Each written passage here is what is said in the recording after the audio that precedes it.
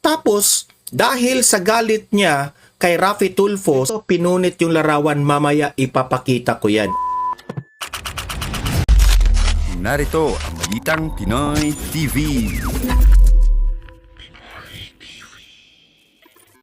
Heto na nga, no, pag-usapan natin itong supporter ni Raffy Tulfo. Nag-give up na itong supporter ni Raffy Tulfo. Pinunit yung kanilang larawan nilang dalawa. Oh. Kasi itong mamang ito, tinulungan pala ito dati ni Raffy Tulfo. Tapos nagpa-picture siya kay Raffy Tulfo. May binigyan raw siya ng award ni Raffy Tulfo. I think sa Raffy Tulfo in Action yata yun, no? Tapos, dahil sa galit niya kay Raffy Tulfo sa mga pangyayari ngayon, sa mga latest statement ni Raffy Tulfo, na alam naman natin na ito si Raffy Tulfo ay parang walang bayag no, sa korupsyon dito sa flood control. Wala siyang bayag, pero kung mga usaping mga kabit-kabit, ang tapang-tapang niya, pero dito sa usapin na tutugisin itong mga mastermind sa flood control, walang bayag. Nagagalit na yung mga taong bayan kay Raffy Tulfo. Heto, pinunit yung larawan, mamaya ipapakita ko yan, okay? Heto, breaking news. Kahapon ay nakita natin lahat ang nangyari, no? Na itong si dating Governor Chavit Singson, na alam naman natin na ito ay kritiko ngayon sa Administrasyong Marcos, inaresto na rin. Tingnan nyo sila ha, inaresto nila. Kaya nga sabi ko, tama talaga yung sinabi ng taong bayan na silent martial law na ang mga nangyayari ngayon, di ba? Parang maniniwala na ako dyan. Kasi tingnan nyo, si Manong Chavit, matanda na yan, no? Senior na yan, inaresto. Ito talagang administrasyon na ito, walang pinipili kung ma-senior ka man, walang respeto. Wala talaga. Basta ang masasabi ko lang yan, BBM, may araw ka rin, no? Kasi ang karma po, gulong ng palad ha. May araw ka rin sa mga ginagawa mo. Hindi na ba tayo pwedeng mag-criticize ngayon sa gobyerno? Ganyan ang demokrasya. Accept naman, BBM, na ganyan ang demokrasya. Bakit ka nasasaktan every time meron pong pupuna sa mga iyong ginagawa? Baka ikulong tayong lahat kasi negative ang trust rating niya. Baka magalit siya na ni-negative natin yung trust rating niya. Baka ikulong niya lahat ng taong bayan. Ikaw naman, BBM, hayaan mo ang taong bayan, BBM, na mag-criticize sa gobyerno mo. Kaya si Duterte dati, kinikriticize yung kanyang yung war on drugs niya, na sinabi yung extrajudicial killings, pero wala naman. Sabi nga ni Duterte, hayaan nyo yung mga reklamador na yan kasi po, demokrasya tayo. Okay? Yan po. At last but not the least, papanoorin po natin itong inipresenta na po ng mga congressman, itong led by Jervil Luistro. Itong mga private prosecutors nila, inipresenta na nila at nagpapa-interview sa media dahil excited na sila sa impeachment ni VP Sara. Excited na sila. Ay, sa sobrang daming problema ng Pilipinas, pero ang inatupag nila, itong mga hinayupak na ito, ang inatupag ng mga hinayupak na ito ay ang tinatawag nating tawag dyan? Impeachment. Sa sobrang daming problema, impeachment. Ay nako. Ang laki-laki ng ninakaw ng pera ng bayang ito, pero impeachment pa rin sila. Ay nako.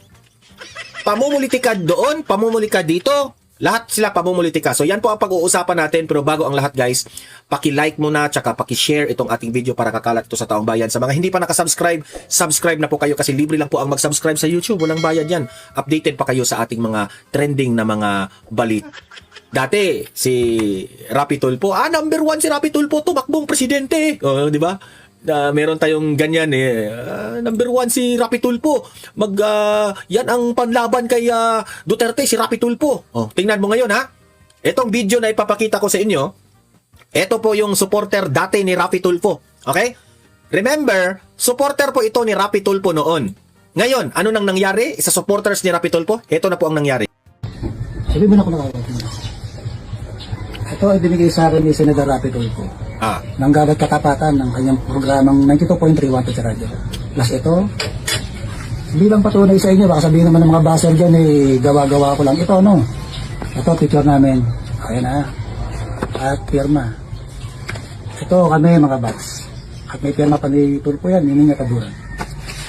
At nabigyan pa ako ng award ng mayor ng Magalang, Pampanga. Ito ha, hindi nga lang ito supporter ni Raffy Tulfo. Hindi lang supporter ito ha, kundi idol pa niya si Raffy Tulfo ha. Idol pa niya. Hindi lang ordinaryong supporter ito, idol ito.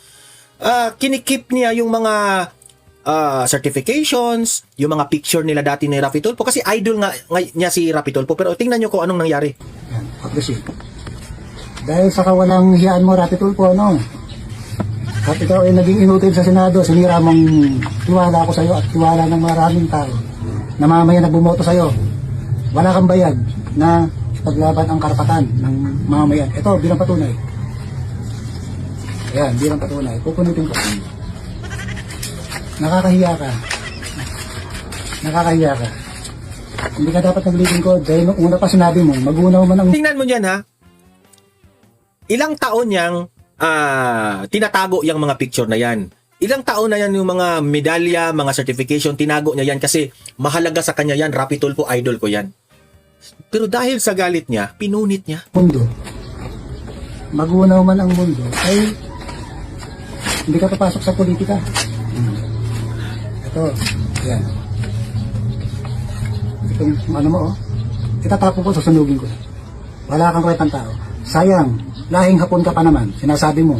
Ngayon, takot ka ba? Ayan. Wala ka ng bayad. Yung bayad mo napunta na sa mukha mo. So, ano ba? Ito ha? Anong nangyari? Ito i-analyze ko ha. Idol niya si Raffy Tulfo. Makita mo naman walang halong kaplastikan kasi tinatago pa nga niya, importante para sa kanya itong mga bagay na ito. Pictures, medalya, mga plaque of appreciations. Pero mantakin nyo, pinunit niya. Alam niyo ba kung bakit niya pinunit? Hindi na niya matake. Kasi akala niya, si Raffy Tulfo, kapag, I'm pretty sure, bumoto ito nung panahong eleksyon na maging senador si Raffy Tulfo, di ba? Pero, hindi niya akalain na wala palang bayag itong si Raffy Tulfo because Raffy Tulfo is a fake na tapang. Nagtapang-tapangan lang si Raffy Tulfo, fake ang pagkatapang niya, pero walang bayag. Kasi buong akala niya, kakampi si Raffy Tulfo ng taong bayan kapag siya na ang maging senador. Pero anong ginagawa ni Raffy Tulfo? Diba? Dismayado siya sa performance ni Raffy Tulfo. Dismayado siya. Yan ang analysis ko dyan. At hindi lang naman si tatay ang dismayado. Halos naman siguro lahat ng taong bayan dismayado kay Raffy Tulfo. Kaya sa 2028 elections, huwag na ninyong iboto yan si Raffy Tulfo. Mga Tulfo, kung tatakbo man sila ulit, kung anong posisyon man ang tatakbuhin nila, huwag nyo nang iboto yan kasi walang bayag yan. Mabuti lang sila sa pag-solve ng mga solusyon para sa mga kabit. Mga kabit, away pamilya, doon lang sila. Hanggang doon lang sila. Okay? So, wala na talaga.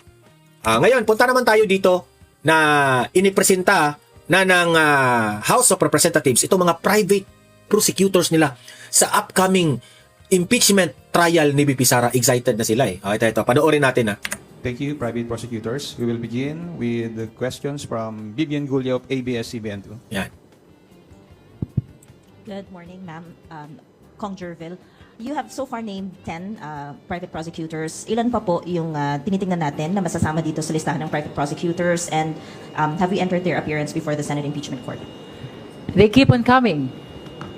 I cannot express the exact figure kung ilan pa ang ilalabas natin or i-introduce in the succeeding batches because indeed we are overwhelmed by the support that is coming from the private practitioners.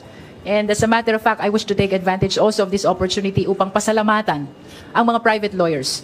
Yung pagtindig nila, along with proud ka, pero mga anti-Duterte naman yun Huwag na tayong maglokohan. the House of Representatives, that is for us a validation that we are in the right position of the Philippine history, no? So to answer your Right position raw sa Philippine history. Yeah, history kayo sa Pilipinas na ang daming galit sa inyo. question, ilan pa? Madami, definitely. But I cannot express the exact figure. They will be filing their entry of appearance. At least what I am certain is for this 10, they will be filing their entry of appearance on Monday. That is simultaneously the deadline for the filing of pre-trial brief, no? Muli, maraming salamat po sa lahat ng mga private lawyers for standing with the House of Representatives. Pro bono po sila. Voluntary po ang pagtindig nila kasama ang House of Representatives because they believe in the mandate of the Constitution for accountability. Ma'am, may we also get an update on the pre-trial brief due on Monday? Kompleto na po ba? Tapos na ang consolidation? Ilan po yung witnesses, final list of witnesses that you're looking at? We cannot discuss in detail the contents of our pre-trial brief, But what I am certain, the number of witnesses is still approximately 25. And we have listed also all our documents to be submitted. And Mark, we are done also listing our stipulations for admissions, no? Siguro, intayin na lang natin yung filing ng House prosecution with the private prosecutors on Monday of this pre-trial brief. Last na lang po, sa mga gusto pong sumagot. Acting Senate President Gatchalian said 16 votes are still needed to convict the Vice President despite the Supreme Court ruling, and dalawa pong senador na outside the coercive powers of the Senate. Do you share that sentiment po? Well, this is subject to debate, I believe, no? Because our law is evolving, and as a matter of fact, even the interpretation as to what constitute quorum is evolving already, no? So the list I can say as to the number of senators required to convict the Vice President, it is necessary to interpret what representation of Filipino people constitute, no? We understand that the House of Representatives are here in a different manner, applying the jurisprudence on Avellino versus Cuenco, which was supplemented by retired Justice Carpio with the case of Trillanes versus Pimentel, at ang dami pa niyang binanggit along the same line, no? Perhaps, I believe that the law is evolving in the same way that this must be interpreted to serve better the mandate of our Constitution. Thank you po. Thank you, BBN. We will take a question now from Billy Vegas of Abante Politico. Hihingi lang po ng comment kasi po binubuhay na naman po yung narrative na ang inuuna na naman ng House ay yung impeachment imbis na yung tulungan yung mga biktima ng lindol. Totoo naman eh. Nasaan sila? Ang inireklamo nila sa impeachment na si BP Sara, doon, nauna, natumulong sila. Anong inatupag nila? Pamumulitika. Ganyan sila. Kaya ang daming galit sa inyo eh.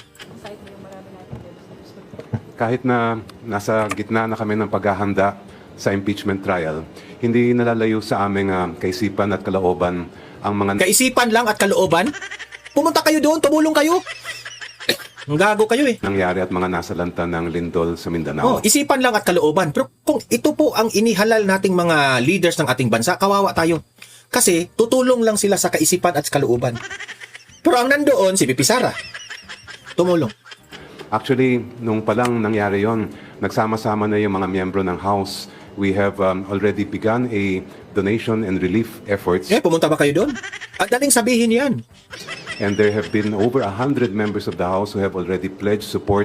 Some of them even their own personal Pledge support. Pledge lang yun ha. Hindi sila, hindi sila akto na gumagawa. Pledge lang. Pledge. Handa kaming tumulong sa inyo mga kababayan. Pledge lang. Pero wala sa gawa. resources to help the victims of the earthquake disaster. Under the leadership of Speaker Bogie D, nagsasama-sama po ang mga miyembro ng House of Representatives. Ang impeachment ay isang tungkulin namin sa ilalim ng konstitusyon. Pero yung tulungan natin ang mga nasalanta nitong lindol ay isang humanitarian duty at duty din namin ito bilang mamamayang Pilipino. Hindi namin kinakalimutan yon. That is also at the forefront of our minds and our hearts, and we are doing everything we can. Kaya kung magpapahawak tayo dito sa mga dilawan, ito dilawan ito, pinklawan itong si Joke, no? Kapag magpapahawak tayo ulit ng mga dilawan, kawawa ang bansa natin. Yan ang katotohanan. Wala. Kung wala itong wala sila itong pagmamahal na talagang tunay na malasakit sa taong bayan. Wala sila sa ganyan. To make sure Hindi nila that kaya ang mga those Duterte. efforts will reach the affected families and communities. Mabanggit ko lang po that we have, aside from yung nabanggit ko that over 100 members have already contributed to the relief drive, that is on top of the individual efforts being done by many of our House members to extend assistance through their own districts, local government partners, and constituents. At yun na nga, tulad ng nasabi ko kanina, there have also been pledges from many members of the House using their own personal resources to help our brothers and sisters in Mindanao. Tuloy-tuloy po yung aming paglilingkod while we are in the middle of preparing for this constitutional trial. We are also not forgetting our duties to legislate and of course our duties to provide as much assistance and support as we can to those who were affected by that earthquake. Thank you. Thank you, Billy. Tina Panganiban Perez of GMA 7. Good morning po. Attorney Kapunan mentioned earlier that the coming days will be difficult and that there will be a lot of fake news for the private prosecutors. Are you prepared to be the subject or the target of such disinformation in the coming days? Are you addressing this to us? To all the private prosecutors po, ma'am. Yes. I eat media for breakfast, lunch, and dinner, so this is not new. I've worked with many of you, Corny? and some of my cases have been controversial. But the common denominator of all the cases I have handled is a moral certainty. It's a certainty that we are for the truth. We are for the rule of Yabang rin, law. no? Mayabang. And so if that is the guide, if our conscience is personally speaking, I go to this impeachment trial with a clear conscience. It does not matter if we are hit personally for all the wrong or right things I've done in the past. What matters here is that we are useful. That we will be useful in supporting or aiding our Useful public raw sila. prosecutors in presenting a strong, fair, and evidence-based case. So the direct answer to your question, ma'am, is bring it on. Corny? For the other private prosecutors po. So the hit that we will encounter and or experience, that is expected. But it's nothing compared to the honor that this obligation that we are fulfilling, the honor that it brings. Wala po yan. Yung magiging pambabastos, yung fake news, yung mga memes that will be created attacking us, wala po yan kumpara sa karangalan na mapabilang sa mga private prosecutors na magpro-prosecute ng mga articles of impeachment against the Vice President. Sabi nga ni Chair Jinky, knowing that we are in the right side of history makes all of the hardship, all of the difficulties, all of the fake news worth it.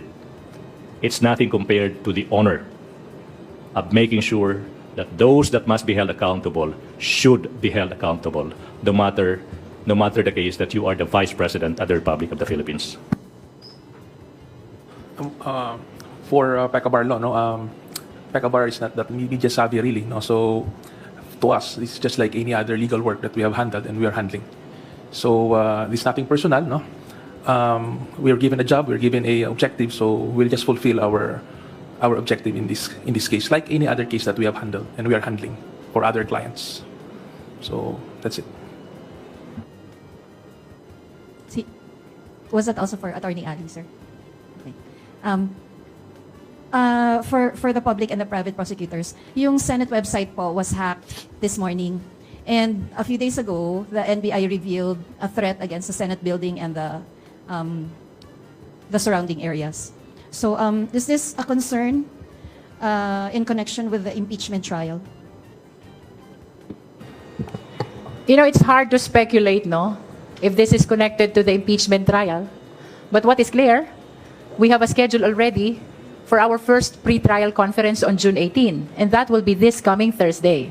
So I wish to express my concern about the security and safety of those who will be joining the filing of pre-trial brief on Monday, and those who will be joining the conduct of the pre-trial conference on Thursday, as well as all the senators, even the defense team, and the officials and employees of the Senate who are staying in the premises, no?